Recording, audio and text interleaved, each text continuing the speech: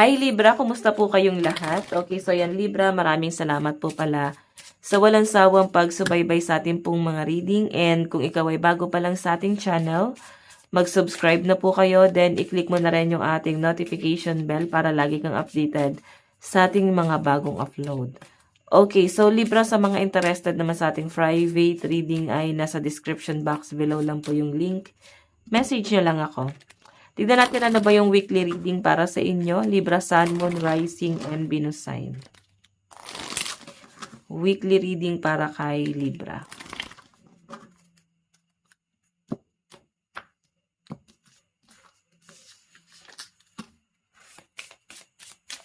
Libra, Sun, Moon, Rising, and Venus sign.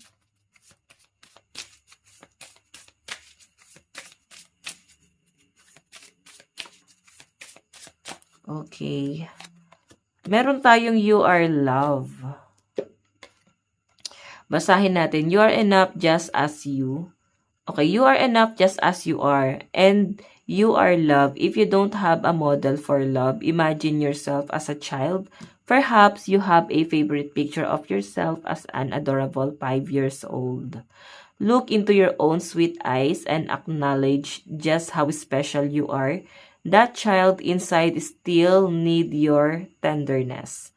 And so does the adult you. Please don't abandon yourself. Instead, tap into the ocean of love inside. So, ito guys, yung yung pinaka nagigets kong energy, no? Yung inner child mo. Pwedeng meron kang ginagawa dito na nag-enjoy ka dun sa bagay na yon, or hobby mo siguro na parang kahit may edad ka na ngayon, meron ka pa ring hobby na ginagawa mo pa rin. Parang sa tingin ng iba ay parang bata pa tong si Libra. Okay, parang hindi nagmamature tong si Libra. So, I think masaya ka sa ginagawa mo. Mahilig ka ba sa online games? Mahilig ka sa mga something na mga ginagawa ng mga kabataan nun. So, sa inyo guys, hindi naman to guys, something na laro. So, nakikita kita na someone na nag-e-enjoy ka rito at nahihil nito yung inner child mo. Okay, hindi lang to guys, basta laro para sa inyo. Okay? Kumbaga parang ano na rin to, no? Parang nagbibigay talaga ng kaligayahan. So, kanya-kanyang ano lang talaga to, talent.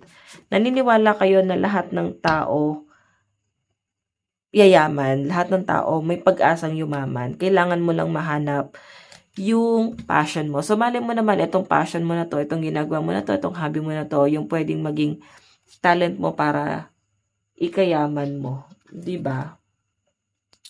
Check natin guys ha. Additional message para sa inyo.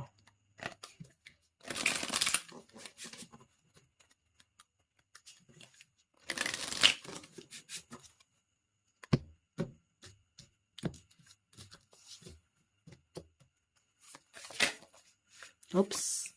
Meron tayong the Fool.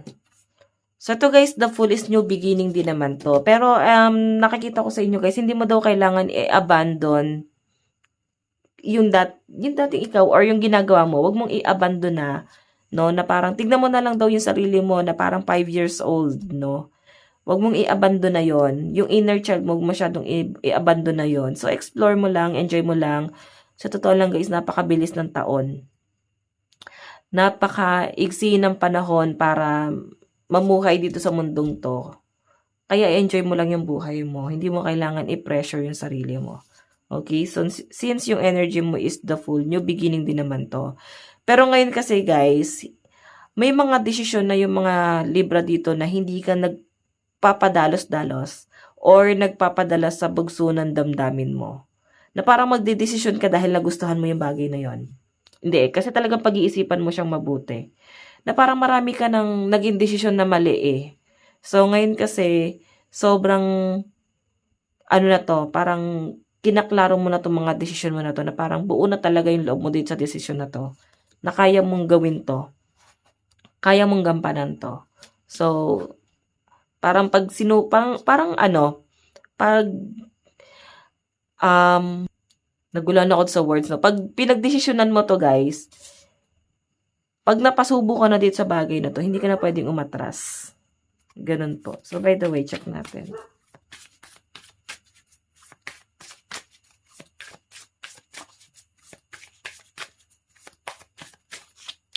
Meron tayong Wheel of Fortune. Okay, so may pinagdadasal yung mga libro dito. This week, no, nakikita kita na sa mo na parang, I think gusto mo ng guidance or may minamanifest ka or imamanifest na parang sana malampasan, sana makayanan, sana mapanindigan. Ganun po yung nakikita ko dito. Okay? So again, hindi mo naman kailangan i-abandona or talikuran yung mga bagay na nagpapaligaya sa inyo, Libra. Para lang mag-focus ka dun sa pinaprioritize mo. Pwede mo naman din siyang gawin. Pwede mo pa naman siya, guys, gawing libangan. Pero siguro, guys, ang nagiging ano mo dito, ayaw siguro ng partner mo dun sa ginagawa mo. So, yun yung parang nagpapalungkot sa inyo. Pero, pwede nyo na pa, pwede nyo pa naman itong pag-usapan. Ay, nautal-utal ako. Again, meron tayong 5 of Swords. Okay. Nakikita ko na parang nahihirapan ka mag-decide talaga this week. Hirap na hirap yung loob mo. Pero hindi ka naman pinapressure ng ibang tao eh. Ikaw mismo yung magde-decide na to sa sarili mo. Na i-give up yung mga bagay na hindi na nakakabuti. Ganon. So, by the way,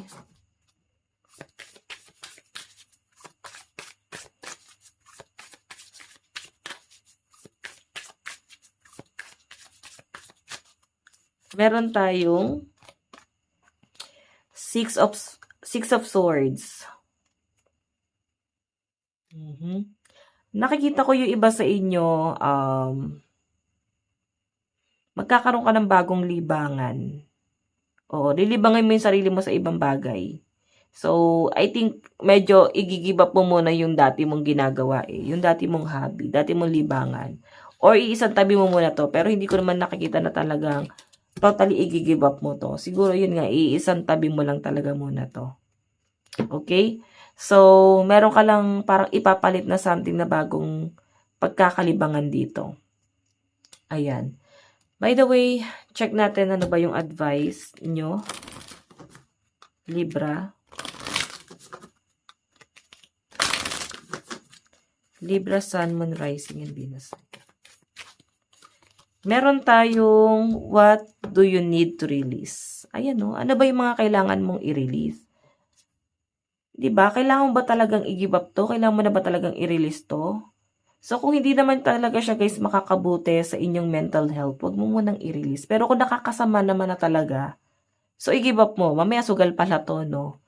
So, i-give up mo na yan kung hindi naman nakakabuti. Nakikita ko dito, guys, na kung nagiging magastos ka, ngayon mas magiging control ka. So, kung medyo nagiging maluho ka dati, ngayon magko-control ka na kailangan mo munang mag-focus muna doon sa sarili mo. Kailangan mo munang mag-focus doon sa mas kailangan kaysa doon sa luho. Okay? So, again, ito lang ang inyong reading. Maraming salamat. God bless and love you all. Bye-bye.